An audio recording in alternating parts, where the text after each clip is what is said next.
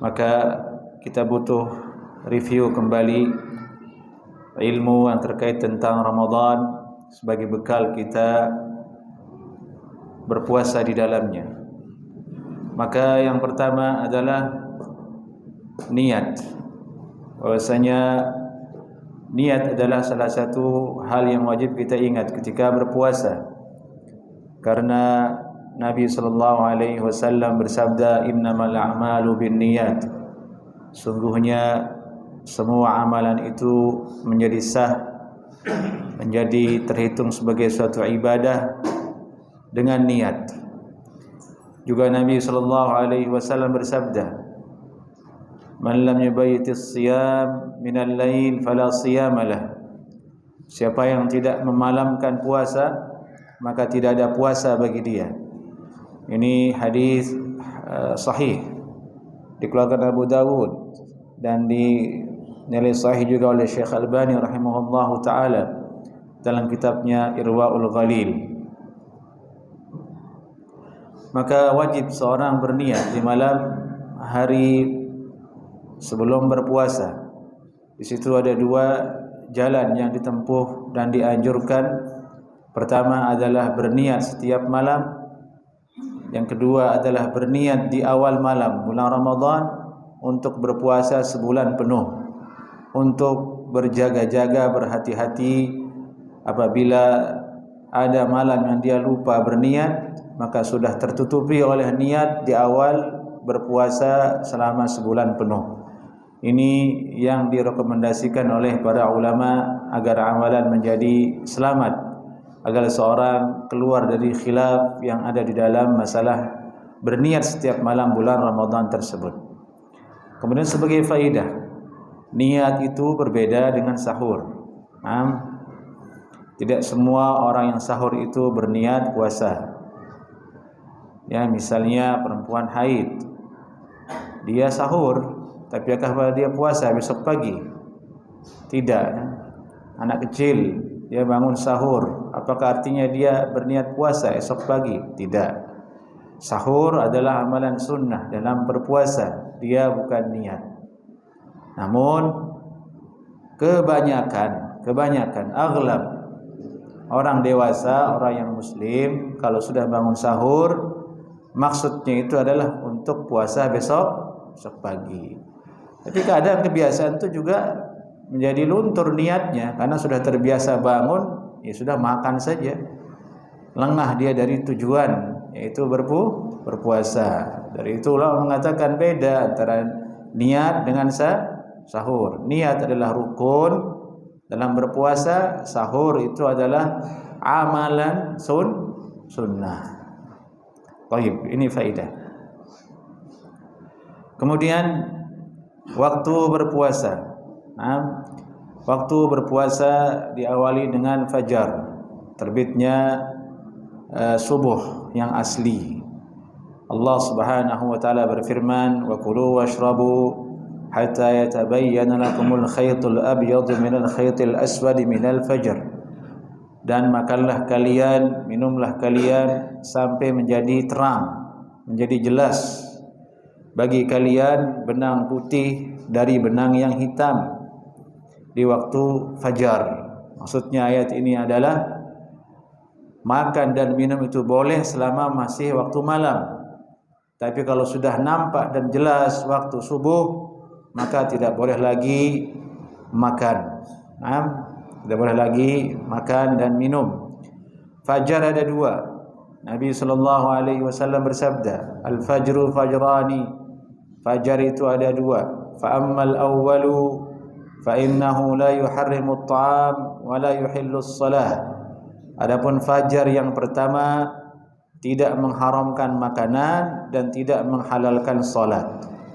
Wa amma ats-tsani, adapun fajar yang kedua, ini yang asli, fajar shadiq, fa innahu yuharrimu at-ta'am wa yuhillu as-salah, mengharamkan makanan dan menghalalkan salat.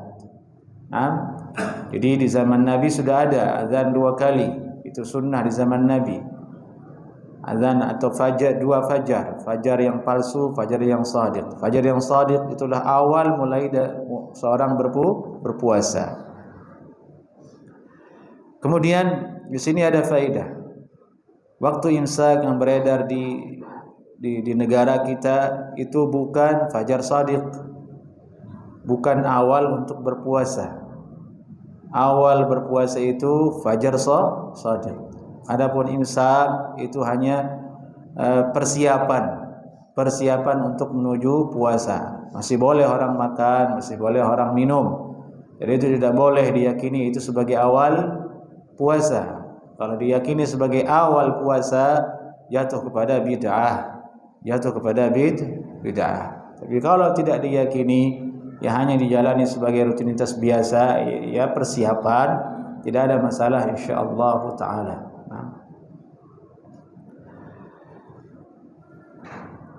Kemudian fajar, waktu subuh yang asli, ikutilah yang sudah ada dijadwalkan pemerintah.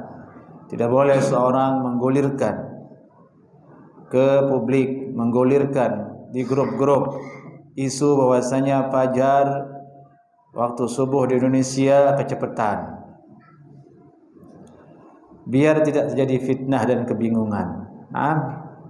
Kalau mengatakan subuh kecepatan, ya artinya orang yang bicara seperti itu dia harus mencari waktu subuh sendiri. Gimana caranya dia mau cari waktu subuh sendiri? Mau ikuti hadis bahwasanya tandanya fajar yang shadiq, subuh yang asli, kalau sudah terang di arah timur, maka terus terang menyebar ke kiri dan ke kanan. Itu fajar shadiq. Tapi kan susah di Indonesia ini melihat matahari terbit, gelap, akan menyusahkan dirinya sendiri, belum mendungnya. Nah, alangkah beratnya kalau kita akan gulirkan isu seperti itu dengan mengatakan waktu subuh lebih cepat, akhirnya kita harus mencari waktu subuh sendiri. Ini tiap pagi naik ke situ, ke menara situ. Siapa yang sanggup? Yang sudah dijadwalkan ya sudah terima. Yang kedua, khawatir itu hanya sebagai jalan untuk melampiaskan hawa nafsu saja. Bilangnya waktu subuh kecepatan, biar bisa minum. Belum kenyang saya katanya, minum. Belum puas saya makan kolaknya. Kenapa makan? Subuh belum katanya. Dan anehnya berlaku itu di Ramadan saja. Di bulan Syawal tidak ada isu seperti itu. Itu menguatkan bahwasanya ini hawa nafsu. Hati-hati, jangan terpancing, karena akan terus muncul yang seperti itu. Ustaz-ustaz muda, menuntut ilmu masih muda, kroco-kroco, yang baru menemukan masalah itu semangat. Ini cepat katanya. Dia nggak ngerti kalau itu bisa menjerumuskan ke hawa nafsu. Berbahaya. Sudah yang dijadwalkan, ikuti. Yang uniknya lagi, bahwasanya yang dipersoalkan selalu waktu subuh. Waktu maghrib tidak pernah dipersoalkan. Pasti tepat itu jamnya katanya. Begitu azan langsung berbuka. Kan aneh jadinya. Menunjukkan itu hawa nafsu. Sama seperti orang yang ikuti ru'yah. Kalau belakangan tanggal puasanya dia ikut jam itu, biar bisa sarapan lagi besok pagi. Kalau Idul Fitri yang diikut lebih cepat. Lebih cepat Idul Fitri, ikut ini saja. Ini hawa nafsu. Na'udzubillah min dzalik. Ini fawaid tentang fajar. Kemudian waktu puasa ini terus berjalan sampai matahari tenggelam. Nabi sallallahu alaihi wasallam bersabda, "Idza aqbala al-lailu min hahuna wa adwara an-naharu min hahuna." Apabila malam datang dari sini, dari barat. Wa adwara an-nahar min hahuna, dan siang mulai pergi. Wa gharabatis syams, dan matahari tenggelam. Faqad aftara as-shaim, Disitulah orang yang berpuasa boleh berbuka. Ini sabda Nabi SAW. Kalau sudah tenggelam matahari, disitulah orang yang berpuasa berbuka. Ini hadis riwayat Bukhari dan Muslim. Dari itu mesti dipastikan matahari itu tenggelam baru boleh berbuka. Tidak boleh main-main di situ. Karena ada kaidah al-aslu baqa'un nahar. Jika orang itu tidak bersungguh-sungguh mencari waktu maghrib untuk berbuka, kemudian dia salah, dia makan, dia minum, ternyata belum maghrib, batal puasanya kata ulama, karena dia melakukan pelanggaran di waktu siang hari. Al-aslu baqa'un nahar. Jadi dengan malam, kalau orang tersalah di malam hari dia makan, minum, dianggap dia yakini itu masih malam, ternyata sudah subuh. Kalau ini tidak batal puasanya. Al-aslu baqa'ul lail. Pada dasarnya dia berada di waktu malam. Maka sebagai faedah, muadzin maghrib itu harus orang yang thiqah di masjid. Nasihat kami kepada DKM di sini bahwasanya masjid itu menjadi sentral kaum muslimin, menjadi mercusuarnya orang jamaah yang ada di masjid itu untuk berbuka puasa. Mereka menunggu azan dari masjid yang dia sering datang ke situ. Maka muadzinnya harus thiqah, harus mengerti, harus faqih, mengerti keadaan. Waktunya azan, sudah berbuka sedikit saja. Yang penting batal dulu, langsung azan. Jangan habisin tuh 5 kurma baru azan. Yang dia bayangin dirinya saja. Kalau yang seperti itu keadaannya nggak cocok. Jadi depan kalau begitu. Dia masih levelnya mikirin dirinya sendiri, makan, ngunyah, kolak habis, kurma habis, gorengan 3 belum azan dia. Ntar juga itu udah dengar di radio katanya, baru dia azan. Yang di rumah udah ketar-ketir, kok belum azan ya? Karena tidak thiqah dia dengan yang lain, thiqahnya dengan masjid. Maka mesti muadzin tahu hal ini. Idza gharabatis syams, kalau matahari sudah tenggelam, azan. Anda yakin matahari tenggelam, azan. Nah, jam itu nomor 2 sesungguhnya. Kalau kapan saja kita yakin matahari tenggelam, ya sudah azan. Dan matahari tenggelam tentu yuta'azzar. Tidak mungkin kita lihat di sini. Apalagi kalau mendung dan kita bukan berada di pinggir laut, sulit sekali. Kecuali kita naik ke menara atau Anda pergi ke Ancol, di situ di pinggir pantai baru terlihat matahari tenggelam. Disebutkan dalam Sahih Ibnu Khuzaimah bahwasanya kana min hadihi sallallahu alaihi wasallam idza kana sha'iman amara rajulan fa awfa ala syai' fa idza qala ghabat asy-syams aftara. Nabi sallallahu alaihi wasallam di antara petunjuknya adalah apabila beliau puasa, beliau memerintahkan seorang sahabat dan memberikannya sesuatu untuk memantau matahari. Kalau matahari tenggelam, dikabarkan ke Nabi, baru Nabi berbuka. Ini dalam riwayat Sahih Ibnu Khuzaimah. Ini cara puasanya Nabi sallallahu alaihi wasallam, benar-benar memperhatikan matahari tenggelam. Nah. Kemudian puasa ini ada sahur sebagaimana tadi yang kita sebutkan, tapi sebelum ke sana kita lihat dulu bagaimana sunnah Nabi dalam berbuka. Kalau berbuka kita disuruh segera, jangan ditunda.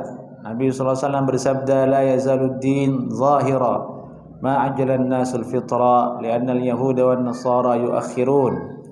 Senantiasa agama ini nampak jaya selama orang-orang menyegerakan berbuka puasa pada waktunya.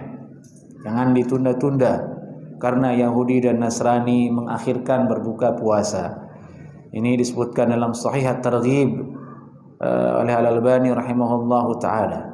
Nabi juga bersabda dalam Sahih Bukhari dan Muslim, la yazalun nas bi khair ma ajjalul fitra. Senantiasa kaum muslimin dalam kebaikan selama mereka menyegerakan berbuka puasa pada waktunya. Pada waktunya. Nabi sallallahu alaihi wasallam berbuka dulu baru salat maghrib. Dari Anas bin Malik radhiyallahu taala anhu, kana an-nabiy sallallahu alaihi wasallam yuftir ala ratabatin qabla an yusalli. Nabi sallallahu alaihi wasallam berbuka di atas beberapa kurma yang basah sebelum salat. Beberapa butir kurma yang basah sebelum salat. Fa illam yakun rutabat fatamarat. Kalau tidak ada rutab, kurma yang basah, maka dengan kurma yang kering. Fa illam yakun tamarat hasawat min ma. Kalau tidak ada kurma yang kering, maka beliau sallallahu alaihi wasallam minum beberapa tegukan air. Beberapa tegukan air. Ini sunnah Nabi sallallahu alaihi wasallam dalam berbuka puasa. Ini hadis yang sahih. Nah, di hadis ini terdapat faedah. Dianjurkan kita berbuka dengan yang manis-manis. Nah, berbuka dengan rutab kalau ada, kalau tidak ya kurma. Kalau tidak doyan dengan keduanya, yang boleh kolak juga boleh. Yang penting manis. Nah, jadi kurma itu bukan tujuan utamanya. Nabi tidak ingin menyusahkan umatnya. Nah, kalau yang dituju adalah harus kurma, berarti umat akan susah. Tidak semua orang bisa mendapatkan kurma. Okelah sekarang ini banyak, mudah zaman ini, kurma banyak yang jualan, saudagar kurma banyak. Nah, dulu bagaimana? Atau sekarang orang-orang di pelosok, itu kurma itu kita lihat kalau orang pulang haji setahun sekali dulu. Itu pun dikasihnya cuma 2. Dulu itu. Kalau Ramadan mah jarang sekali kurma dulu.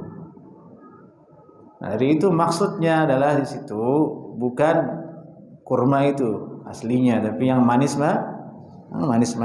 Nabi tidak ingin beratkan umatnya. Jadi itu Nabi sallallahu alaihi wasallam apa yang ada yaitu kurma yang ada rutab yaitu, kurma kering yang ada yaitu, kalau tidak ada air.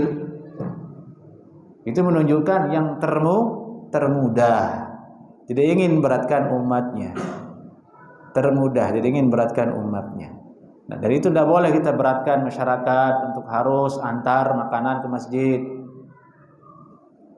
Nah, sebagian DKM ada yang seperti itu. Saking semangatnya dibuatin piket. Keluarga ini besok ngantor, ini besok Jangan diharuskan. Nabi tidak ingin beratkan umatnya. Yang mau, yang tidak mau tidak masalah. Nah, diingat bahasanya yang mau mendermakan. Yang tidak ada masalah. Tapi susah kalau sudah jadi aturan itu kan. Orang kita itu kan banyak tidak enak kita. Akhirnya jauh-jauh hari, ingat ya Bi, tanggal 15 giliran kita. Siap. Akhirnya berat, dia harus usahakan, siapin kolak, siapin ini, siapin itu. Tentunya di masjid kalah sama menu yang lain. Tiba-tiba lebih kaya naruh di situ martabak. Ya sudah, martabak yang habis. Itunya nggak dimakan. Jadinya intinya berbuka yang mudah. Nah, berbuka yang mudah. Nabi rutab, kurma nggak ada, air putih. Mudah sekali. Sallallahu mudah sekali. Yang ribet-ribet itu asli itu bukan dari Nabi sallallahu alaihi wasallam. Pasti dari oknum itu. Kalau yang ribet-ribet dari oknum. Kalau yang mudah-mudah dari Nabi sallallahu alaihi wasallam. Itu saja kaidahnya udah itu. Nah. Lalu apa yang kita baca ketika berbuka? Nabi sallallahu alaihi wasallam bersabda, "Lis-shaimi 'inda fitrihi da'watun la turad." Bagi orang yang puasa ketika dia berbuka ada doa yang tidak ditolak. Ini hadis sahih. Disahihkan oleh Syekh Albani dalam kitabnya Irwaul Ghalil. Bagi orang yang puasa ada doa yang tidak ditolak ketika dia berbuka. Nah, doa ada 2 di sini, ada yang ma'thur, ada yang pribadi. Yang ma'thur itu artinya yang warid dari Nabi sallallahu alaihi wasallam. Ada riwayat dari sahabat bahwasanya Nabi pernah berdoa dengan doa seperti ini. Begini redaksinya, begini lafaznya. Itu lebih bagus. Ma'thur.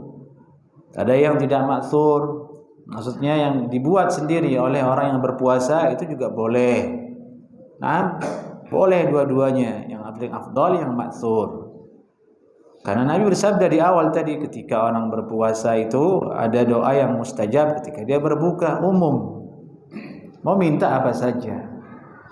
Nah, justru kalau dibatasi hanya dengan satu, yang maksur saja jadi sempit jadinya. Tidak semua orang hafal doa itu. Tidak semua orang menghayatinya. Doa yang ma'thur misalnya yang sangat populer, dhahabadz dhama'u wabtallatil 'uruq wa thabatal ajru insyaallah. Tapi kadang tidak semua orang yang sesuai dengan konteks doa itu. Kan itu artinya dahaga telah hilang, urat-urat telah kering. Ya orang kalau 12 jam di AC kan enggak ada keringatnya. Itu berlaku untuk tukang kan? Sama orang yang kerja fisik, haus banget. Kalau dia bos AC mau berbuka juga nggak ada keringatnya, nggak ada apa-apanya. Jadi tidak dihayati itu doa. Nah, dari itulah kemudian ulama meluaskannya. Boleh dia berdoa dengan doa yang lain. Apa yang dia ingin minta kepada Allah, dia minta. Jadi jangan batasi hanya dengan doa tersebut. Silakan sebelum berbuka, ketika berbuka mau berdoa apa kepada Allah, insyaallah diijabah oleh Allah subhanahu wa ta'ala. Dan ini sunnah yang ditinggalkan sebenarnya. Apalagi kalau ngumpul, bukber, nggak bisa berdoa itu. Adanya gibahin orang, udah di ujung puasa malah gibah, kan batal pahalanya. Nah dari itu nasihatilah kaum muda untuk batasi bukber kalau tidak penting, apalagi di luar itu sudah pasti tidak bisa berdoa. Makan maghrib pun bisa lewat, maksudnya sholatnya jadi berantakan karena antri wudhu, antri menunya belum datang.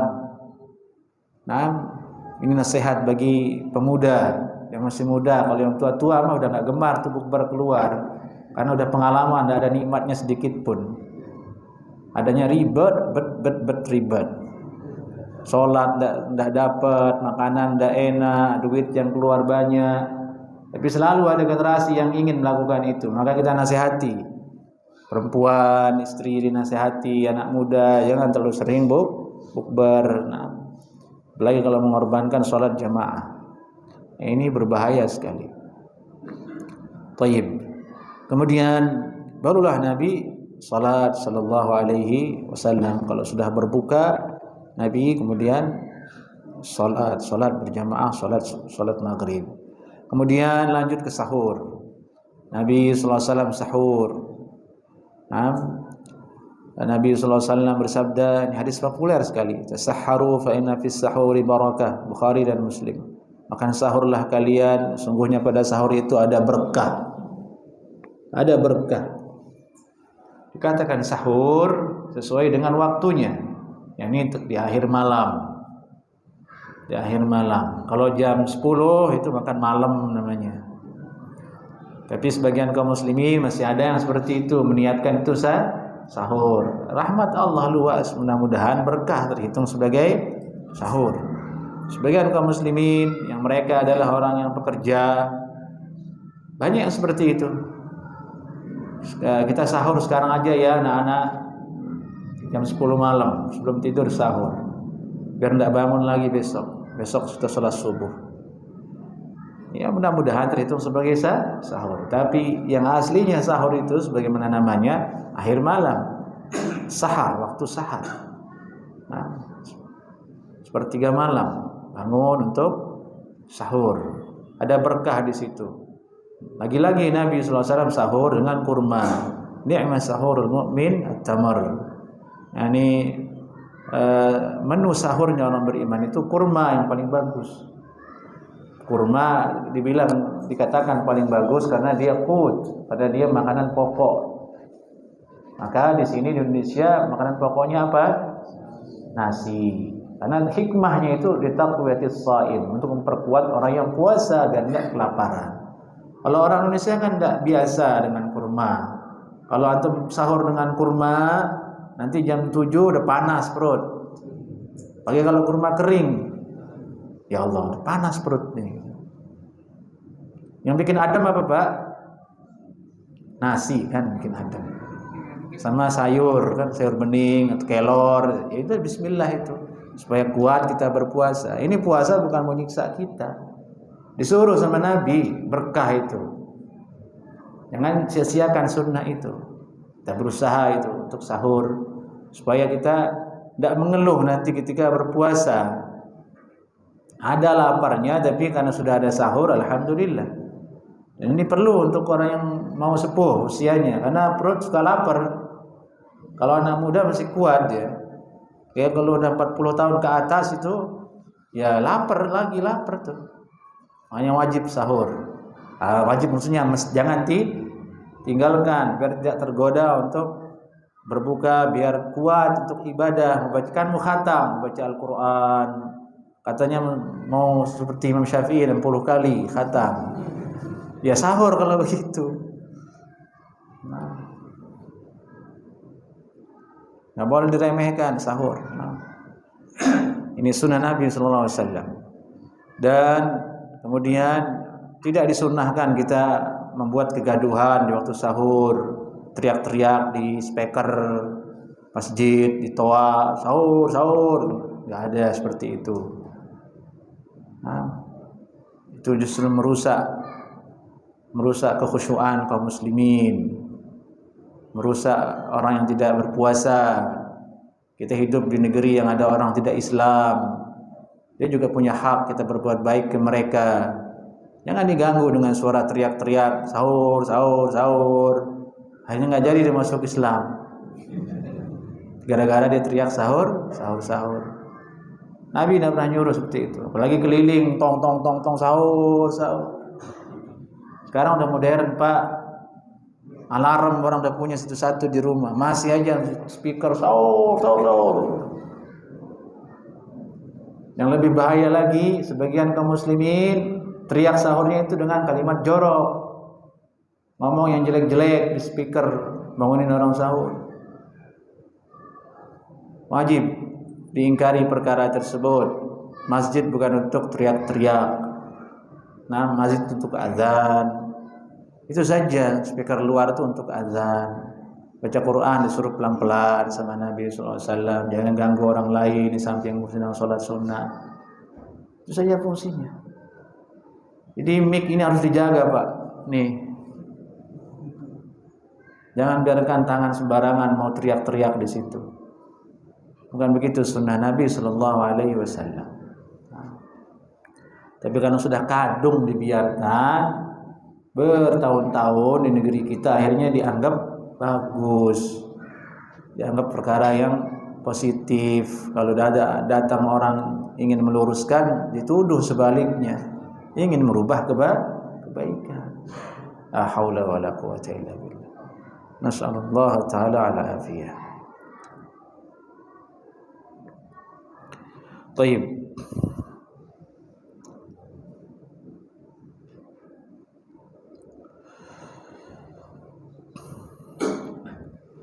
Lalu Nabi SAW memerintahkan kita untuk meninggalkan perkara-perkara yang tidak penting ketika puasa, dan ini yang paling urgen yang harus kita perjuangkan. Dari itu Nabi SAW bersabda, "Rubba sha'imin laysa lahu min siyamihi ilal ju' wal 'atash." Betapa banyak orang yang puasa itu tidak ada bagi dia dari puasanya kecuali lapar dan haus. Bayangkan Pak, hanya lapar dan haus. Kenapa? Karena tidak menjaga adab berpuasa, tidak menjaga pandangan, tidak menjaga kesabaran, tidak menjaga syahwat. Ini yang harus kita dilatih diri kita dari sekarang. Yang harus kita maksimalkan itu puasa. Sebagian orang kalau ingat puasa itu yang diingat tarawih. Bener itu memang. Tapi yang paling nomor satu itu puasa. Bagaimana caranya puasa kita ini mendekati yang disuruh sama Nabi SAW, yang diridhai oleh Allah Subhanahu wa taala. Kalau 100% sulit ya, kita ini tidak maksum. Tapi qarabu, mendekati. Kalau tidak setiap hari, yang mungkin ada 2, 3, 4 hari, 5 hari itu puasanya benar-benar bersih, tidak gibah hari itu. Dia tidak tundukkan pandangannya, tidak marah hari itu, tidak teriak-teriak hari itu. Nah, itu caranya bagaimana itu? I'tikaf. Caranya i'tikaf. Itu tujuannya. Tapi ternyata tidak berhasil juga. Karena banyak orang i'tikaf di masjid, ngobrol lagi di situ. Tujuannya i'tikaf kan itu, Pak. Mengisolasi diri dari dunia. Tapi malah urusan dunia dipindah ke masjid. Bukannya urusan akhirat yang diributkan itu, ya takjil, sahur, itu terus yang diributkan. Ngomongin orang, komplain macam-macam, berarti meski musibah jadinya. Nah, dari itu Nabi dulu ketika i'tikaf pakai kemah, isolasi diri. Itulah tempat yang paling bagus untuk menjaga puasa itu i'tikaf. Nah, i'tikaf di masjid. Kalau bisa, kalau enggak ya di rumah sudah. Dalam artian isolasi diri di rumah. Kalau bisa handphone mati, TV mati. Tapi sulit. Semuanya mati, istri antum yang enggak mati di situ. Ngomelin antum, memancing kesabaran antum, memancing syahwat antum. Dari itu yang paling bagus itu masjid. Nah, adatnya i'tikaf itu jemaah, kawan-kawan yang ada potensi ngajak gibah itu dijauhi. Bila perlu dikeluarkan dari masjid. Kalau ditahu sih, beneran Pak. Tidak ada manfaatnya antum i'tikaf kalau gibahin orang. Tidak ada manfaatnya antum i'tikaf kalau pindah urusan dunia itu ke masjid. Jadi terjadi itu. Apalagi sekarang semua dikontrol lewat handphone. Paket lewat handphone. Ya haula wala quwwata illa billah. Maka dari itu untuk zaman ini yang harus paling pertama kalau mau i'tikaf itu handphone lah dulu kalau gitu. Stop dulu. Stop internetnya. Nah, stop internetnya. Stop aplikasinya, di-uninstall dulu yang enggak penting-penting, Pak. TikTok antum. Uninstall dulu. Kalau enggak penting, Instagram antum di off dulu, baru nih bisa kita mendekati. Itu pun mendekati. Kalau yang keutamaan lain boleh, tapi kalau ini belum beres sulit rasanya. Nah, karena itu yang intinya puasa, intinya. Kalau itu sudah bagus, tentu yang lain datang sendiri itu. Salat tarawihnya, baca Al-Qur'annya, datang sendiri. Allah berikan petunjuk untuk mengamalkannya dengan baik. Baik. Lalu apa yang boleh dilakukan oleh orang yang berpuasa? Ini penting supaya tidak ragu-ragu. Boleh orang berpuasa itu junub, berpagi-pagi masuk puasa dalam keadaan junub, itu boleh, dan itu adalah cara puasanya Nabi sallallahu alaihi wasallam. Nabi pernah junub di waktu subuh. Sebelum subuh berarti beliau menggauli istrinya, begitu masuk waktu subuh dalam keadaan junub. Dari Aisyah dan Ummu Salamah radhiyallahu taala anhuma, anna an-nabiy sallallahu alaihi wasallam kana yudrikuhu al-fajr fi Ramadan wa huwa junub min ghairi hulmin fayaghtasil wa yasum. Nabi sallallahu alaihi wasallam dulu mendapatkan waktu fajar pada bulan Ramadan dalam keadaan junub tanpa bermimpi, artinya menggauli istrinya. Lalu beliau mandi dan berpuasa. Ini kemudahan dari Nabi sallallahu alaihi wasallam. Meskipun diceritakan di hadis Nabi itu mengencangkan ikat pinggangnya, Nabi itu salat tarawih semalam panjang, tapi ternyata ada riwayat Nabi junub. Itu kemudahan untuk umat. Laki-laki normal tidak bisa pisah dari itu, kebutuhan fisiknya, biologisnya. Nabi melakukan itu. Contoh untuk umatnya, junub itu kemudahan untuk umatnya. Yang tidak boleh itu kalau di siang hari. Ya, dari hadis ini kita pahami bahwasanya puasa itu tidak seberat yang antum bayangkan. Itu menjadi berat karena terlalu banyak diceritakan kisah-kisah orang soleh dan semuanya ingin dilakukan. Akhirnya udah terbebani sendiri. Begitu masuk Ramadan udah KO duluan. Ya kan dia dengar cerita dulu kaum muslimin itu berjihad, berpuasa, malamnya tarawih sampai subuh, baca Al-Quran 30 kali khatam. Waduh, gimana itu ya? Kan begitu jadi beban jadinya. Lupa dia dengan hadis-hadis lain yang ternyata kemudahan. Nabi junub, kan enteng jadinya. Junub Nabi ternyata, alhamdulillah. Nah, tarawih ada nggak riwayatnya harus 1 juz semalam? Tidak ada dalilnya. Ringan kalau begitu. Kembali lagi yang tadi itu. Pokoknya yang berat-berat itu oknum itu. Kalau Nabi SAW itu mudah. Tidak ada riwayat. Tidak ada riwayat jemaah. Kayak di Masjidil Haramain, Masjid Mekah Madinah itu apa namanya? Tidak ada dalilnya itu yang harus 1 juz kalau berdiri, tidak ada. Semampunya. Nabi itu mudah supaya orang bersemangat. Ada cerita khatam 60 kali. Cerita seperti itu. Sahabat tidak seperti itu. Apalagi kalau orang kaum pekerja, tidak bisa itu. Khatam 60 kali. Jadi semampunya prioritas. Baik, silakan azan dulu. Fadhal.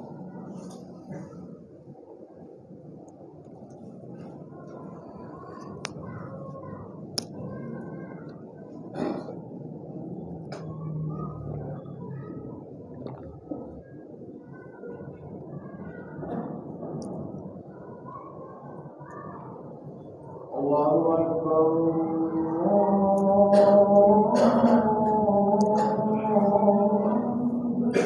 Allahu Akbar.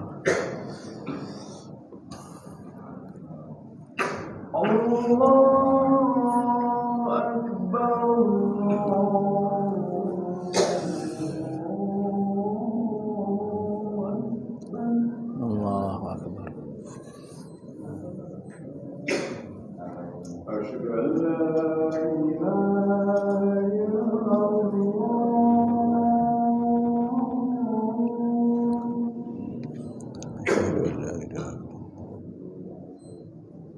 Asyhadu an la ilaha illallah.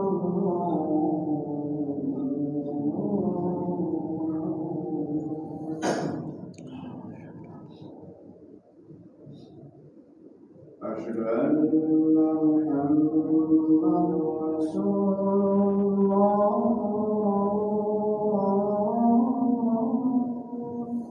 Asyhadu anna Muhammadan Rasulullah. Asyhadu anna Muhammadan Rasulullah.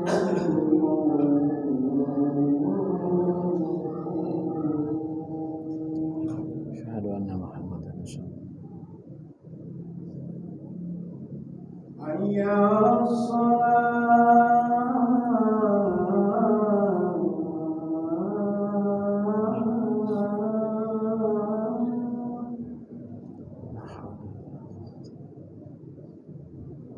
Hayya 'alas shalah.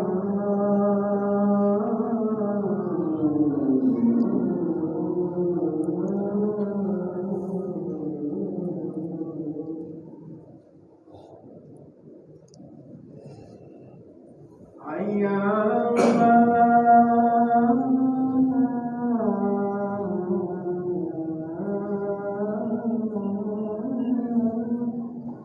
La haula wa la quwwata illa billah. Hayya 'alal falah.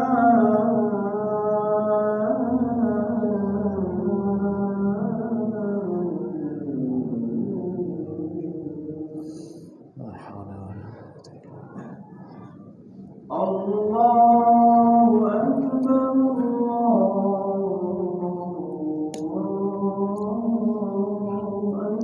Akbar. Allahu Akbar. La ilaha illallah.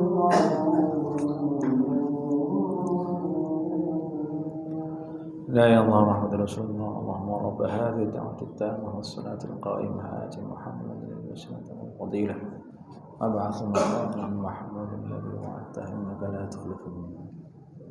Taib. Tadi pertama junub. Dibolehkan bagi orang yang berpuasa di malam hari, dia junub, subuh belum mandi, itu hukumnya boleh.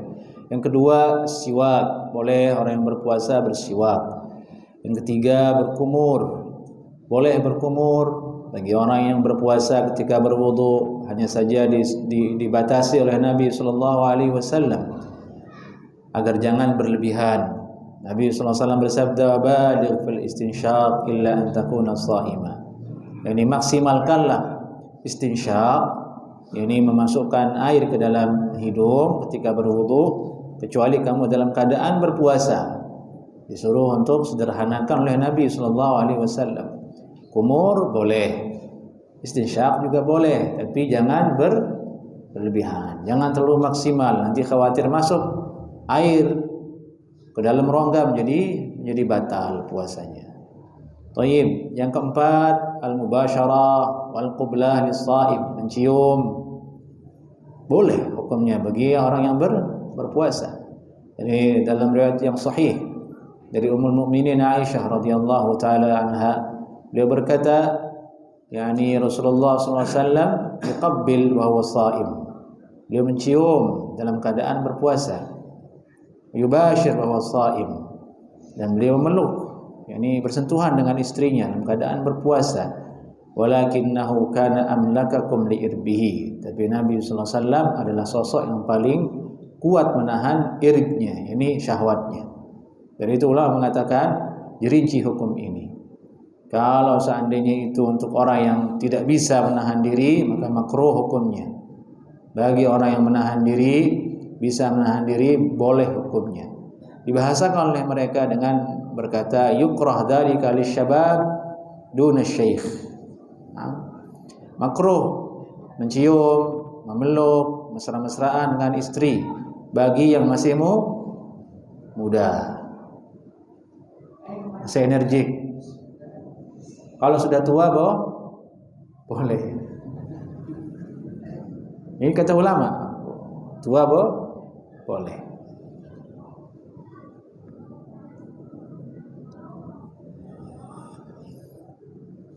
Dalam riwayat yang disahihkan oleh Syekh Albani rahimahullahu taala, kunna 'inda Nabi sallallahu alaihi wasallam faja'a syab.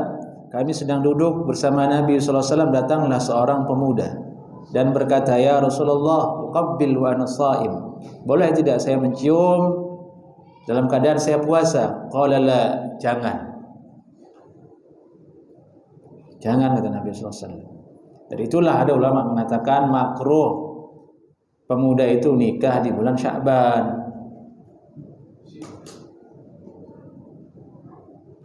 Kalau nikah di bulan Sya'ban, pengantin baru di bulan Ramadan. Apa yang terjadi di siang hari? Ya tadi itu. Mau gak mau, Nabi melarangnya jangan. Dan pernah kami nasihati beberapa pemuda itu jangan nikah di bulan Sya'ban. Kalau menikah di bulan sebelumnya saja, percepat, jangan ditunda. Bahaya. Dan sering bertempat laporan juga akhirnya bahwa Pak Ustaz bablasan. Ya sudah kasih tahu jangan. Nabi bersabda, "La, jangan, kamu masih muda, jangan cium." Nah.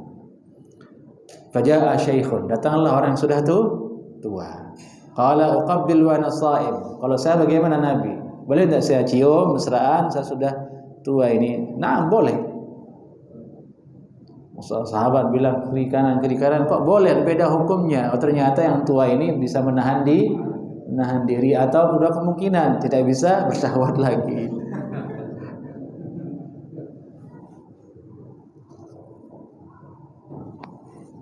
Baik. Begitu ringannya orang berpuasa, cium boleh. Jadi tidak enggak begitu. Manhaj Nabi itu basyiru, beri kabar gembira. La tunafiru, jangan kaburkan orang. Kalau mau diceritain yang berat-berat, banyak banget cerita tentang begitu serius tentang puasa itu. Tapi ujungnya apa? Menyerang psikologis. Kayaknya nggak bisa kayaknya. Malas duluan dengarnya. Tapi kalau yang ringan senang orang, alhamdulillah, gembira orang masuk puasa. Kan ada hadisnya itu, disuruh bergembira kan, suruh senang, ta'zim syairillah. Tidak mungkin orang itu senang kalau bentuknya berat-berat. Itu bertolak belakang itu dengan logis manusia. Dari itu Nabi SAW bersabda dalam hadis yang sahih, kalau datang Ramadan dibuka pintu surga. Senang dah itu? Senang. Oh, pintu surga dibuka. Ditutup pintu neraka. Setan dibelenggu. Senang orang jadi termotivasi. Tapi kalau yang diceritakan yang berat-berat, tarawih nanti 1 juz, harus khatam 30 kali. Wah, kayaknya berat ini katanya.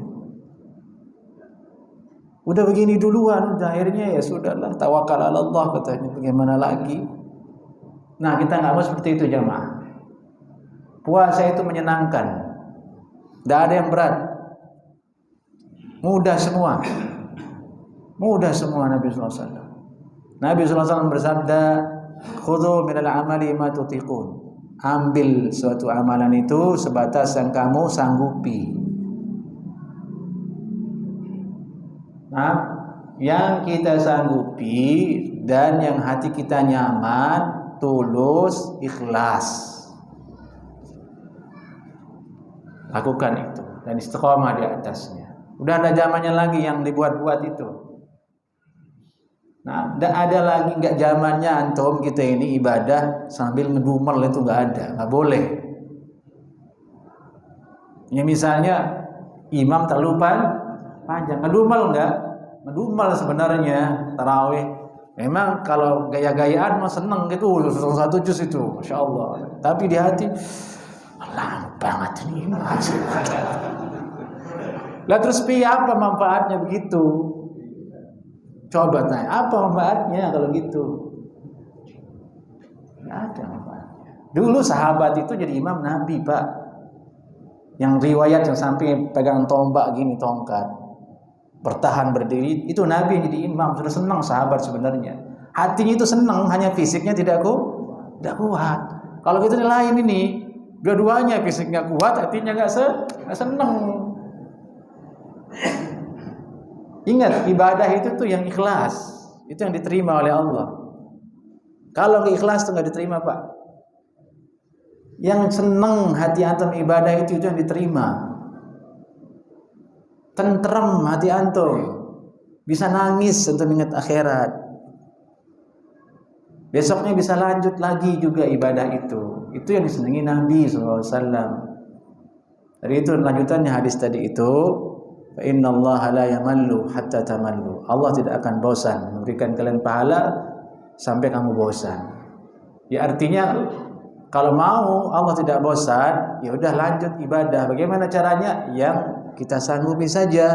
Wa inna habbal a'mali Allah adwamuha wa in qalla. Amalan yang paling disukai oleh Allah itu yang sedikit tapi terus menerus. Tarawih itu, Pak, itu salat tahajud sebenarnya.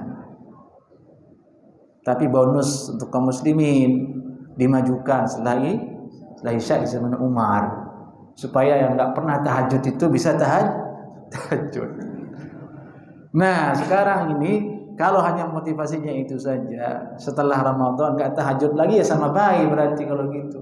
Nggak mudawamah, putus jadinya. Yang disenangi Nabi itu yang terus menerus. Dari itu pilih mana yang kita bisa istiqomah, Pak. Pilih yang bisa menjadikan jamaah itu istiqomah. Pilih bagaimana caranya supaya menyenangkan. Baca Quran misalnya, sudahlah nggak usah dikejar-kejar target, malah jadi beban. Kan tidak semua orang termotivasi harus ada jadi beban. Berarti baca Qurannya ya udah semampunya, khusyuk. Nah, yang penting baca. Nggak usah terpengaruh. Sudah berapa juz, Pak? Ya Allah, astagfirullahaladzim, masih begitu. Nah, ya, jangan tanyain juz, baca aja sudah. Baca. Baca. Sedekah juga begitu. Yang kita mampu sedikit ya udah sedikit, tapi terus di Ramadan dan di luar bulan Ramadan. Ini manhaj, metode beramal, Pak, yang sudah sering sekali disebutkan oleh para ulama dalam kitab-kitab. Dan itu caranya Nabi sallallahu alaihi wasallam. Nah, orang sahabat juga dulu ada yang sangat punya semangat tinggi untuk ibadah, tapi Nabi menegurnya. Sampai semalaman enggak tidur. Dilaporkan ke Nabi, ditegur. Ada juga laki-laki ditegur, kamu punya hak, keluargamu punya hak, badanmu punya hak. Disuruh sama Nabi, khudhu minal amali ma tutiqun, ambil amalan yang kamu sanggupi. Dari itu jadi ringan. Kita puasa, kita sholat tarawih, semuanya menyenangkan. Alhamdulillah, tidak ada beban. Semuanya menyenangkan karena Allah Subhanahu wa taala. Basyiru wa la tunaffiru. Beri kabar gembira, jangan kaburkan orang, jangan jadikan orang kabur. Nah, baik. Kemudian perkara yang dibolehkan ketika berpuasa, dzauqut ta'am, cicip makanan. Cicip maksudnya pengenalan ya, tapi dicoba ini untuk ibu-ibu yang memasak. Dalam riwayat Ibnu Abbas radhiyallahu taala anhuma qala la ba'sa an yazuqul khalla aw syai' ma lam yadkhul halqahu wa huwa sha'im. Tidak masalah orang itu merasakan khal yang cuka atau sesuatu yaitu dari makanan selama tidak masuk ke kerongkongannya dalam keadaan puasa. Ini kata Abdullah bin Abbas radhiyallahu taala anhuma. Maka boleh bagi orang untuk ada hajat, ini keasinan atau tidak, coba sedikit, boleh. Itu mudah atau tidak? Mudah. Itu sudah menunjukkan mudah sekali itu puasa itu. Tidak sebahaya dan serem yang dibayangkan oleh sebagian cerita-cerita atau targhib atau tarhib dari sebagian dai sehingga merontokkan semangat orang untuk ibadah. Bisa ada semangat tapi cuma 2 hari aja, setelahnya itu KO juga. Kita harus realistis dengan kemampuan dan keadaan kita. Nah, baik. Kemudian boleh kita itu menuangkan air dingin di atas kepala dan mandi. Bayangkan coba betapa ringannya puasa. Kana sallallahu alaihi wasallam yasubbul ma' ala ra'sihi wa huwa sha'im min al-'atash aw min al-har. Nabi sallallahu alaihi wasallam menuangkan air di atas kepala beliau dalam keadaan puasa karena kehausan dan panas. Ini sahih Sunan Abu Dawud. Coba bayangkan, mudah atau tidak itu? Mudah, panas banget ya. Dengan tuh buka kulkas. Boleh nggak hukumnya? Boleh hukumnya.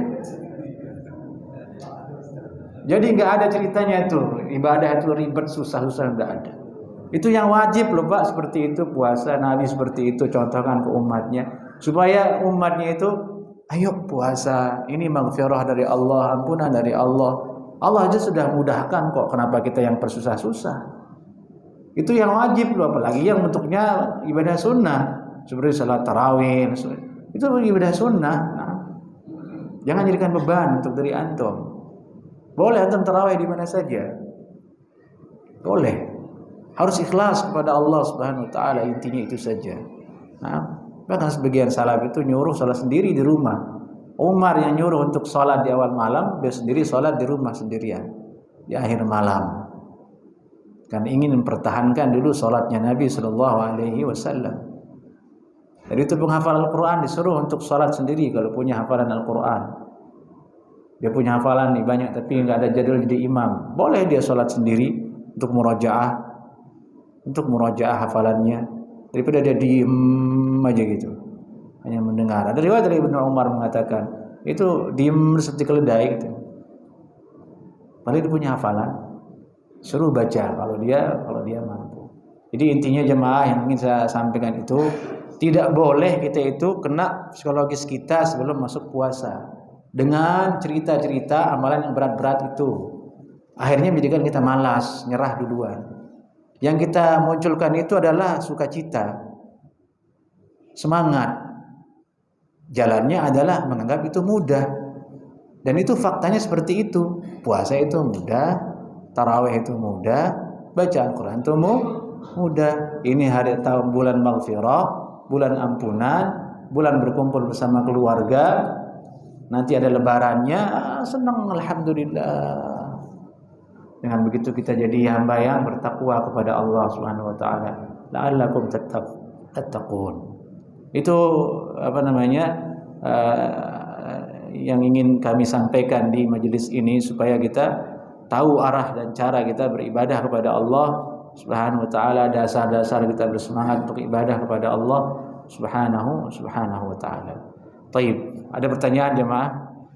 Sedikit lagi iqamat nih. Assalamualaikum warahmatullahi wabarakatuh.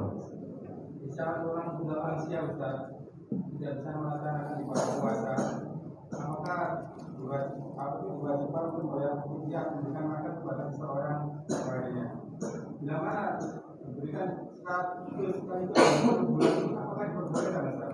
Baik, barakallahu fiik. Orang yang tidak mampu, wa 'alal ladzina yutiqunahu fidyatun ta'amu miskin. Dan bagi orang yang menjalaninya dengan berat, kalau dia jalani puasa itu dia akan kesusahan, tidak bisa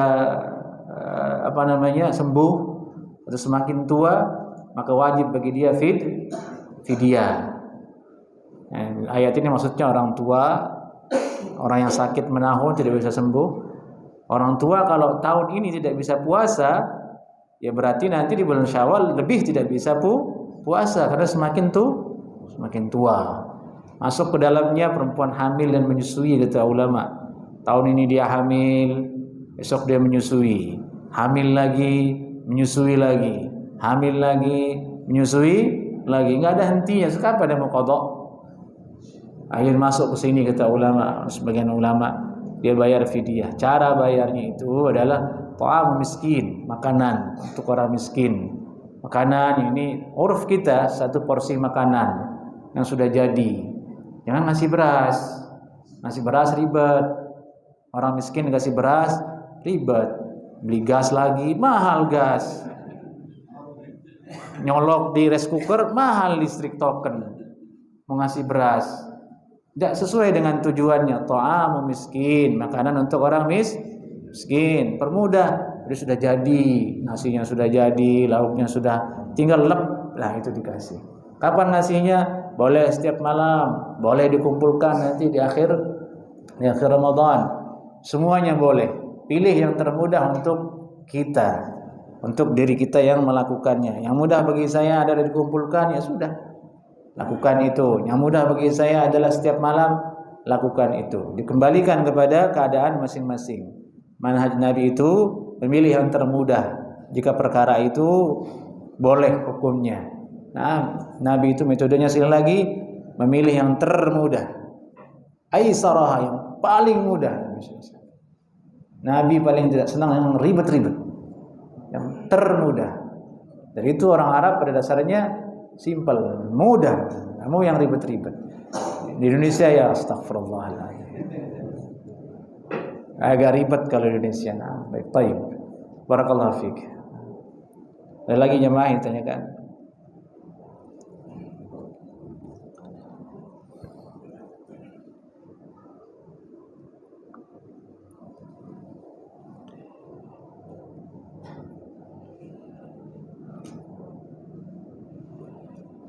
Baik, Allah yabarik fikum jami'an.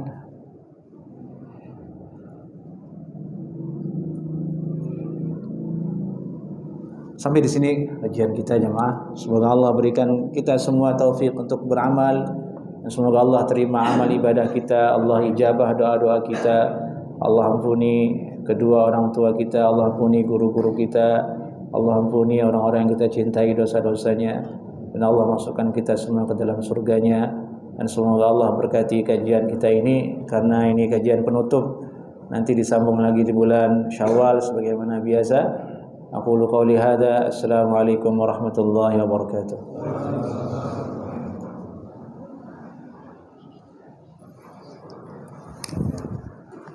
Allahu Akbar, Allahu Akbar.